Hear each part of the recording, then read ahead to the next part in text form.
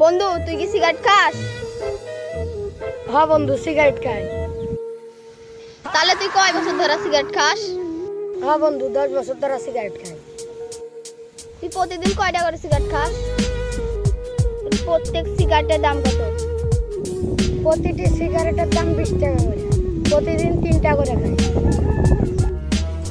তুই প্রতিদিন 60 টাকা করে খরচ যাচ্ছে। 10 বছরে 87,600 টাকা যাচ্ছে। তুই যদি ব্যাংকে থুইতে তাহলে কিছু টাকা পাইতি।